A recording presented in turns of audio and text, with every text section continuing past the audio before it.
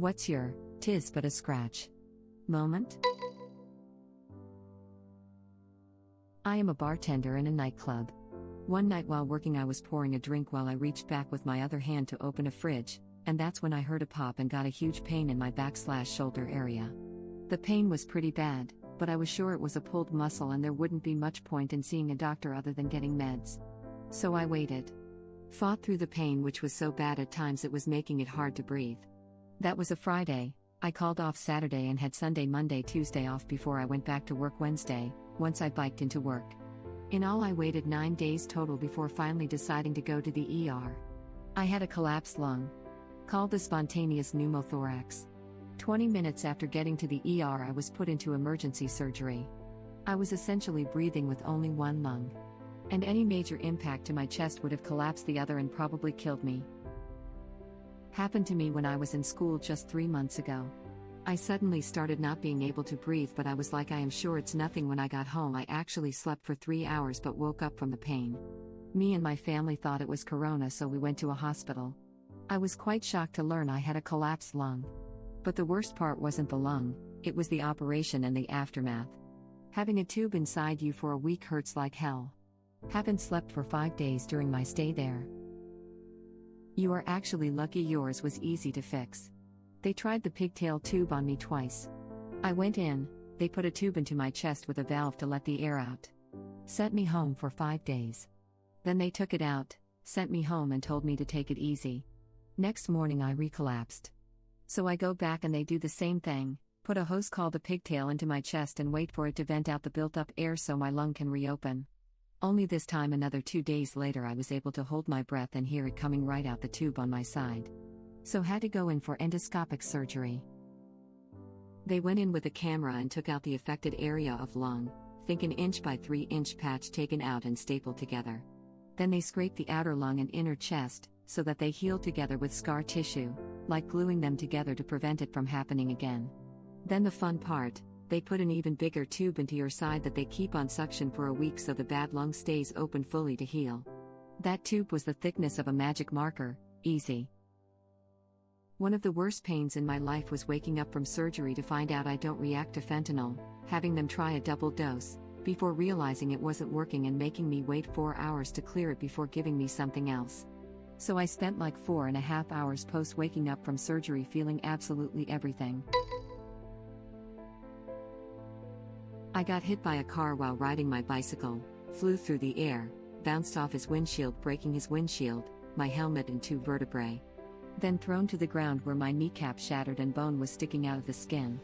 And as I lay there in shock, unaware of how badly I was injured, I thought I might be able to get back on my bike and ride home.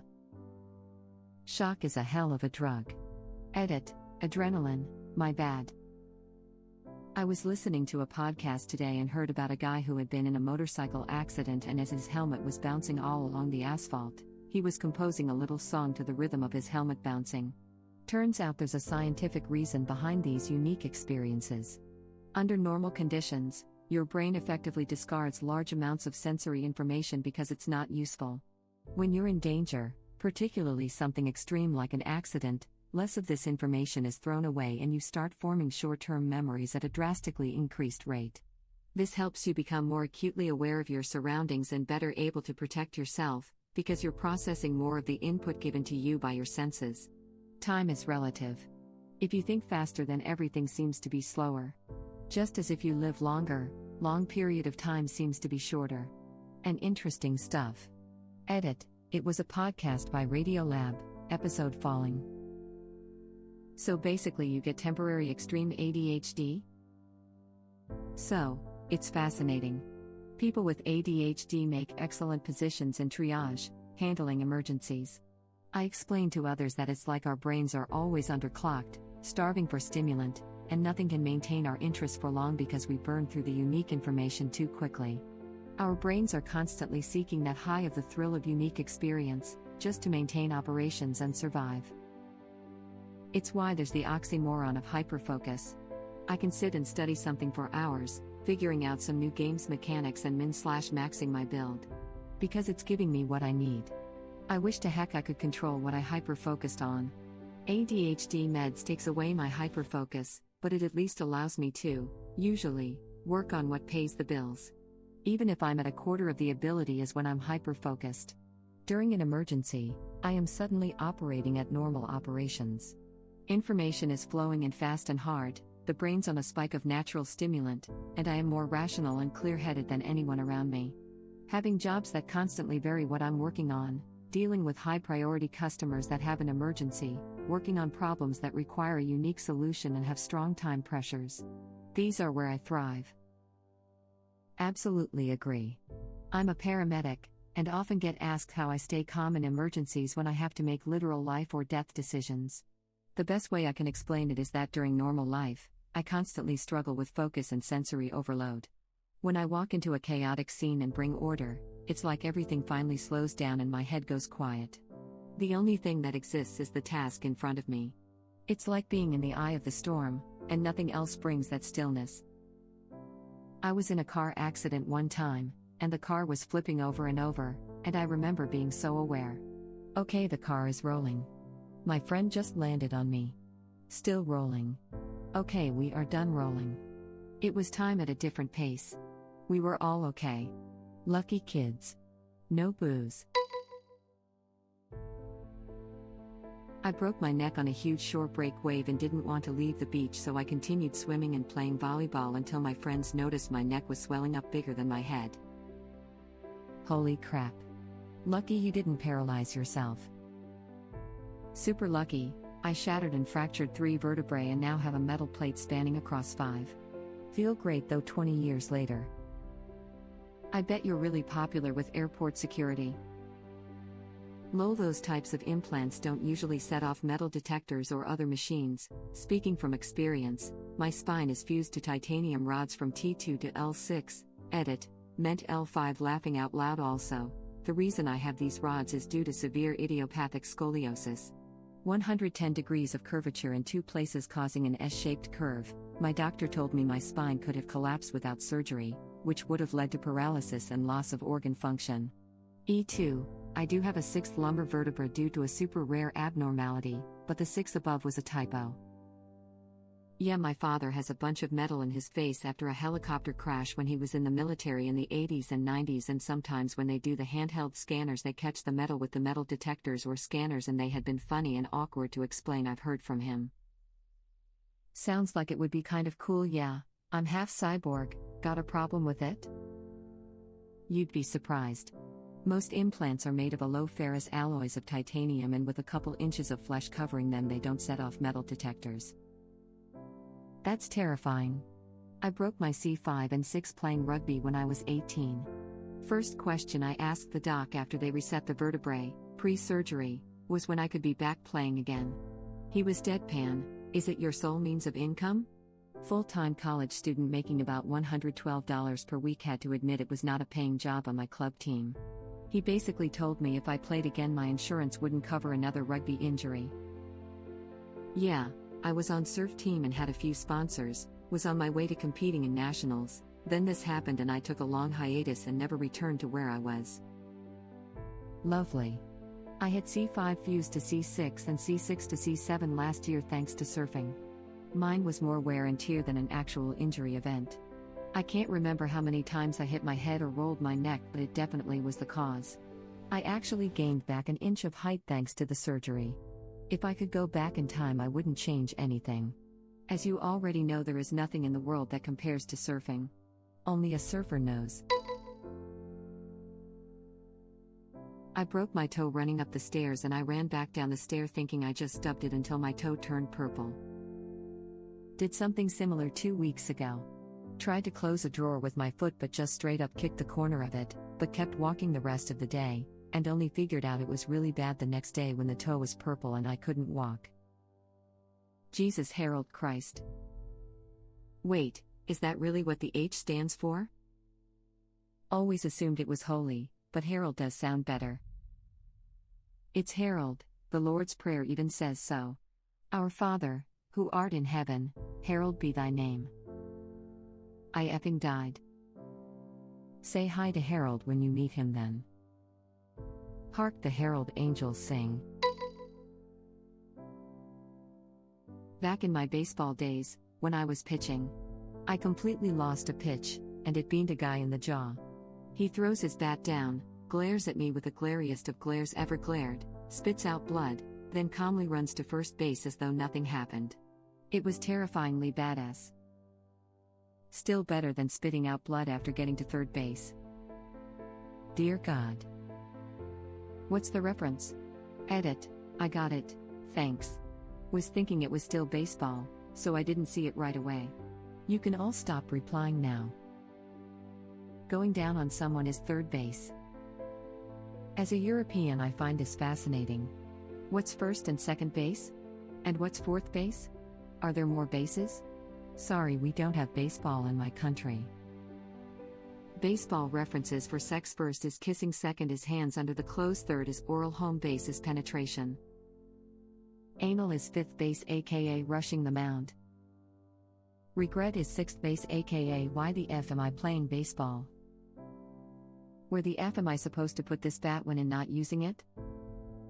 The Red Wings are a hockey team, sir.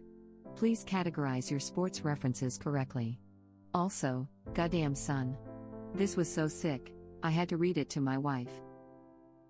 The Red Wings are a hockey team, sir. After this season, are you sure about that? I'm still coming for you, mother effer. Honestly, it threw me off my game far more than if he'd started yapping at me or charged the mound. There's something about that stoicism and unflappable calm that's just unsettling. When I coached, something similar happened. Other team was a bunch of douchebags, talking crap that goes way beyond appropriate trash talk. Anyway, our pitcher took a line drive off his face, fielded it, and threw the guy out, then nodded at their dugout and spit out a piece of tooth. This little, 5 feet 8 inches, nicest guy on the planet, just went straight gangster, and it was awesome. Edit. I just remembered another baseball badass story. Center fielder for a different team made a catch while crashing into the wall, and he, unknowingly, broke his hand. He was a righty and broke his left, bottom on the bat, hand. He went on to hit 2 homers that game. He had 5 total for the season. When I was in 7th grade, my team had just won the first playoffs game for the season, and we were having a post-game discussion. For some reason, the coach had the genius idea of having everyone throw their gloves in the air. When I threw mine up, I looked up so I could catch it when it fell back down. Some kid's glove fell on my face as I looked up, and it left a huge cut across my eye from the leather. It did not hurt at all, but the scab went across my eye, and when I went to school, half the people freaked out. Fell off my bike and dislocated my shoulder, popped it back in and kept on going. Trapped a nerve, but it's okay 90% of the time now. Another time I fell in some glass, pulled out most of it from my hands and pulled out a piece 9 days after the wound had fully healed. I felt a weird pressure when I'd hold things, so I had to feel around and cut the glass out. I popped my shoulder back in after falling while skiing, and now I get gnarly knots in the muscle right underneath. Massages and stuff help, but I probably should have gone to the doctor. The shoulder rotator cuff is full of tendons that connect all the muscles that allow for 360 movement of the arms. Unfortunately, dislocating just once will cause overstretching or partial tearing in some of them, most of the time. And, because tendons aren't made of cells that can replace themselves, they don't heal up completely like muscle can. So tendons become weaker and loosen up. That means that, after an initial dislocation, you are more likely to dislocate again. The best thing to do is to wait for the pain to subside and then start doing shoulder exercises to strengthen all the little muscles, rehab-type exercises with light free weights, and stretches. I separated my collarbone from my sternum and my shoulder in wrestling in high school. That crap wasn't right until I had surgery 5 years later, thanks, US healthcare. My shoulder would pop out almost weekly. Pop her in and get on with it. My first job was as a butcher, and I came into work one day with a raging hangover. I sharpened the knives, they were crap ones that went blunt all the time, and immediately proceeded to cut my finger open. I thought nothing of it, went about my shift, and when I got home to put a proper dressing on it, I found out it was as deep as the bone, and I wouldn't get feeling back in the end of it for literally years. Fellow butcher here. I'm familiar with the old thought nothing of it method of first aid. Onwards. On the plus side, there's probably no places more appropriate for dealing with large amounts of blood. We had a teenage, 16, lad who was apprenticing at a local butcher's. He ended up losing his right hand in the mincing machine. It was an older machine and didn't have a safety guard. Lad was back at work 26 days later with a prosthetic arm/hook as he said he got bored just sitting about at home. He actually said the hook made the butchering easier. Oh my goodness. That's the best one for this sub. This is the one I'm thinking of. Web link. Absolute ducking mad lad. My mate in high school broke my nose in class and the teacher told me to be quiet. A guy I went to school with had an epileptic fit in our read lesson. The teacher stood yelling at him for disrupting the class for a good 3 minutes before she realized and decided to get help. Edit, spelling. Great teacher, especially since RE has a whole term on ethics and disabilities. What's RE? Religious education, but also goes into ethics and rights. When my school was moving from clip-on ties to real ties, I still didn't know how to do it and accidentally tightened it to the point where I was choking. Teacher told me to sit down, but with the help of 2 others and a lot of patience I was free. Bought everyone's old clip-on ties, never wearing a real one after that.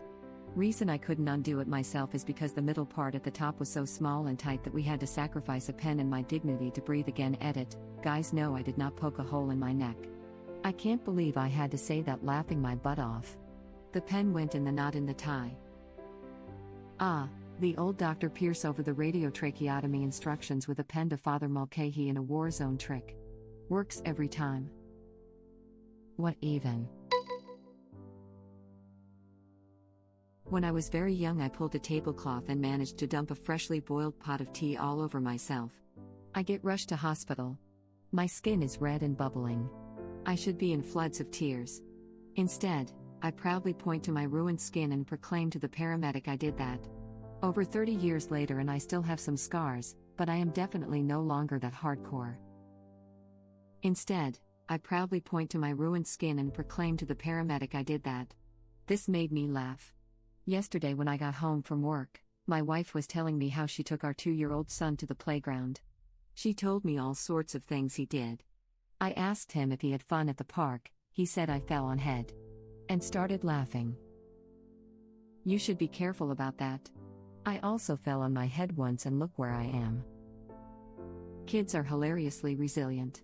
I scrape my knee and I'm still scabbed over 3 weeks later. My son scrapes his knee and is good as new in like 4 days.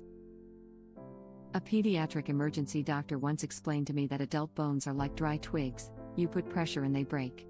But kids' bones are like live twigs, they're meant to bend and be able to withstand crap. Which is why they always take it seriously when a young kid has any broken bones. It takes effort to break a child's bones, so it better be a good story or it's suspicious. Yes. Fun fact, the type of fracture where a kid's soft bone bends and then breaks is called a green stick fracture due to that exact twig analogy. There's actually an even more minor version called a buccal fracture where the bone is so new and bendy it just kind of flexes and the split doesn't even go all the way through. I learned this month, thanks to my 14-month-old. If a burn gets to 3rd degree, full thickness removal of skin, i.e. both epidermis and dermis, then burns actually become painless, because you've fried the nerves that'd be transmitting the pain. Fun fact. Perhaps. So could 100 degrees Celsius get you 3rd degree burns? With enough water, absolutely. Understood.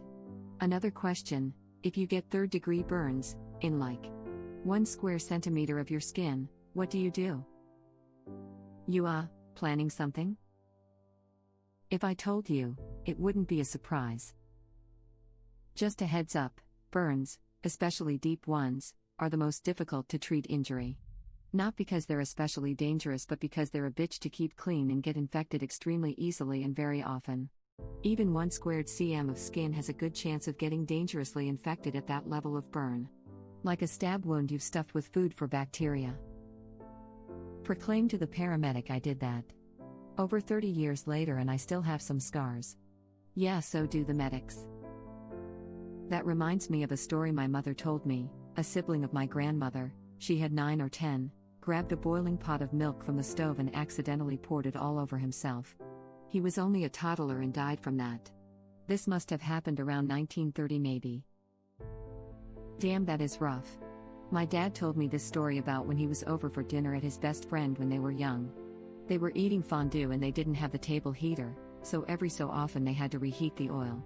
The mom was just carrying the freshly heated pan with oil back to the table. When she walked into the room, the handle broke up and the whole pan of 160-degree oil dropped over her legs and feet. And she was wearing nylon leggings, they were forever fused into her skin. I should not have come into this thread. Thank you for watching. If you like our videos, please like them on YouTube. And share them with your friends.